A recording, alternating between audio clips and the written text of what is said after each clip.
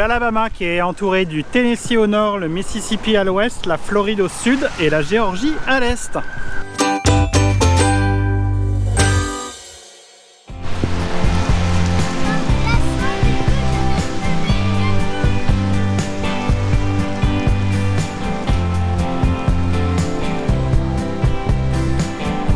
Et là, nous arrivons au Capitole de l'Alabama, donc à Montgomery.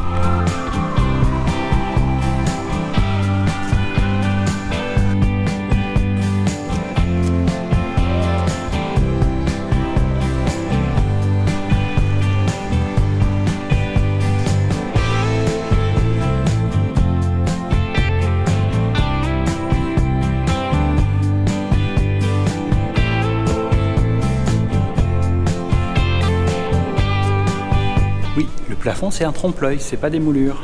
C'est un trompe-l'œil de 1879, enfin qui a été reproduit en 91-92. Parce que ici, nous étions dans l'ancienne cour suprême de l'Alabama, qui a bougé depuis dans un nouveau bâtiment en face de la rue. Et de l'autre côté, c'est la bibliothèque, qui sert de salle d'expo désormais.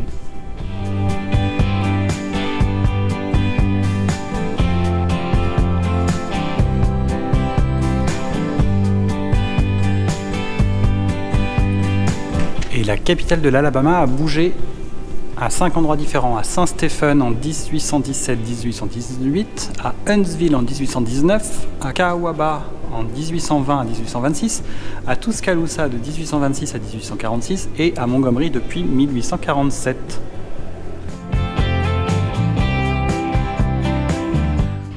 Un gros coffre-fort parce que nous sommes dans la salle le bureau du trésorier.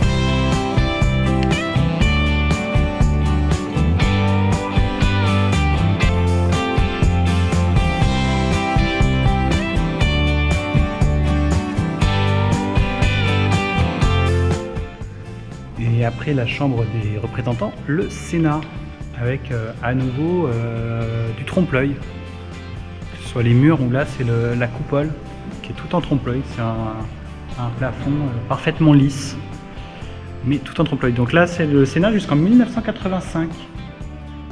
En 1985, le Sénat et la Chambre des représentants ont déménagé dans un bâtiment bien plus récent de l'autre côté de la rue. Et là on repasse par la coupole.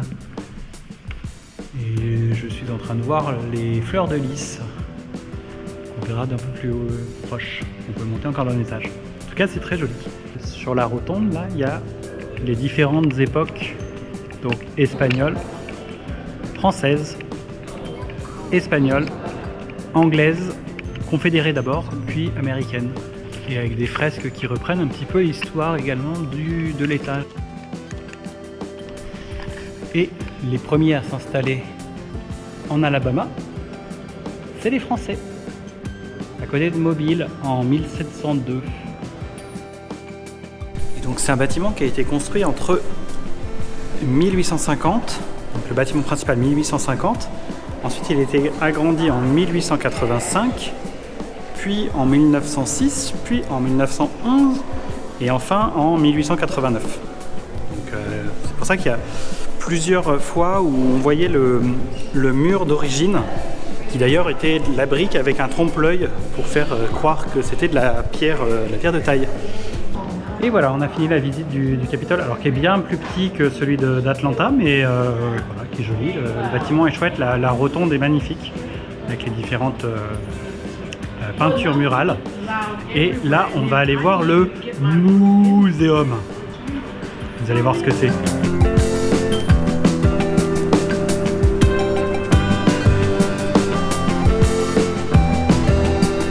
La réplique de la Liberty Bell, la cloche qui est à Philadelphie.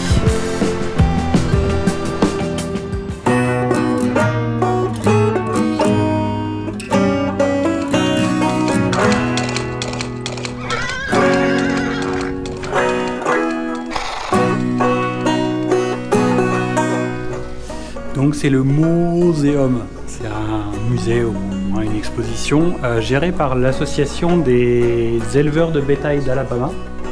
Et donc, il y a des indications de comment sont montés un bétail, comment ils sont vendus, etc. Et aussi là, ça indique combien de pourcentage d'une vache est utilisé. On est à 99%. Entre le gras, les os, la peau, la viande évidemment. Les médicaments. Les médicaments aussi, il y a des choses qui sont utilisées pour les médicaments. Les organes, le sang et oui. Donc quasiment tout. C'est comme dans le cochon, tout est bon.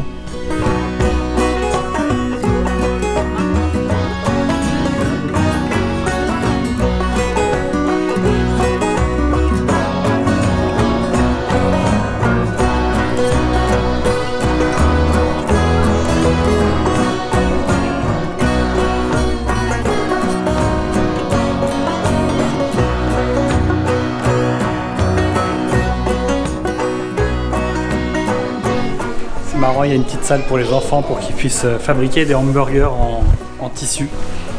Des petits comme ça. Et le pas qui faut. Ou des gros comme ça. Tiens. tout, hein, tu finis tout.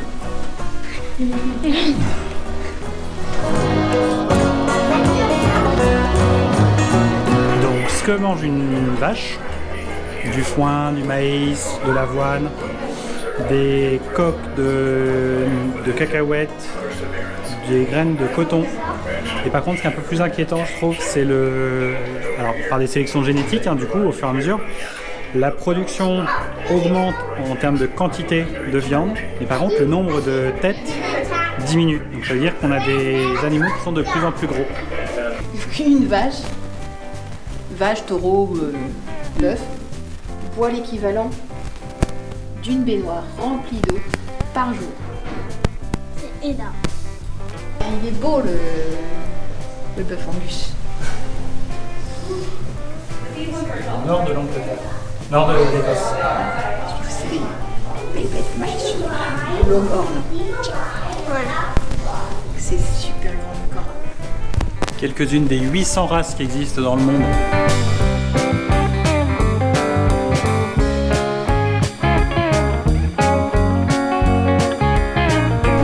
Et donc les vaches, il n'y en avait pas en Amérique avant les Espagnols et les Français et les Anglais. Donc ça fait que 400-500 ans qu'il y a des vaches sur le territoire nord-américain. Et qui étaient utilisées pour la viande, pour le lait, pour faire la ferme, les travaux de la ferme. Les fils barbelés. Et en fait, les fils barbelés, déjà, ils ont évolué un peu au fil du temps et ils étaient aussi pour identifier les limites des terrains. Chaque propriétaire avait son type de fil barbelé pour savoir chez qui on était.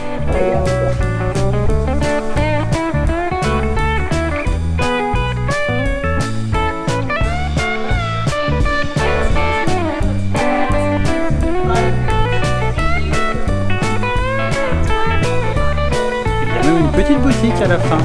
Et donc c'est bien l'association des éleveurs de bétail de l'Alabama qui est là et qui en fait a mis son rez-de-chaussée en expo.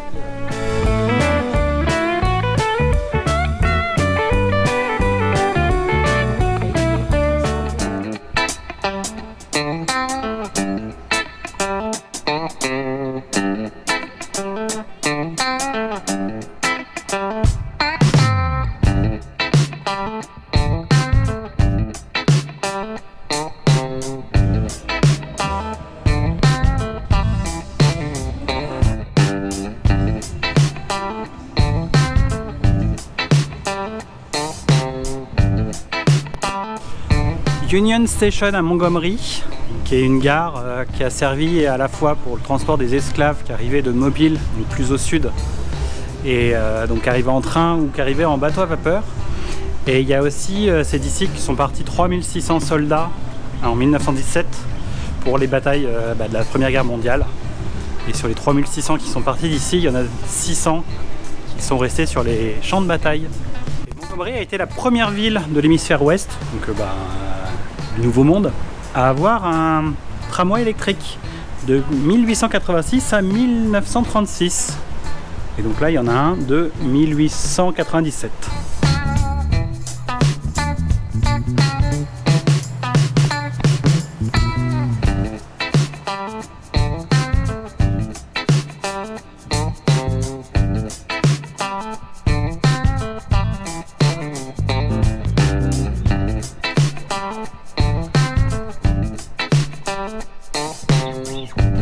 Donc Rosa Parks, qui le 1er décembre 1955 a refusé de descendre du bus, elle a été arrêtée. Son procès a eu lieu le 5 décembre et ça a débuté un boycott des bus par la population afro-américaine qui a duré 382 jours jusqu'à ce que l'avocat de Rosa Parks arrive à passer à la cour fédérale pour faire juger la ségrégation dans les bus inconstitutionnelle.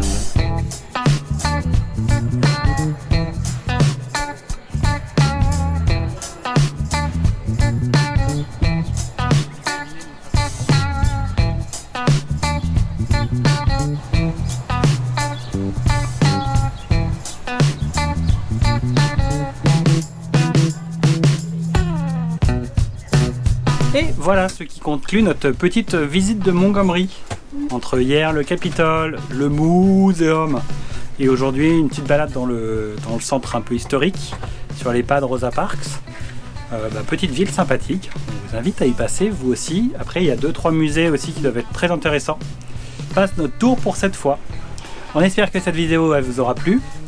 Si c'est le cas, vous mettez un pouce, vous mettez un commentaire, vous vous abonnez, c'est en bas. Allez, à très vite pour la prochaine aventure, peut-être dans un nouvel état d'ailleurs. Ou pas, on va voir. On descend là vers le sud. À bientôt!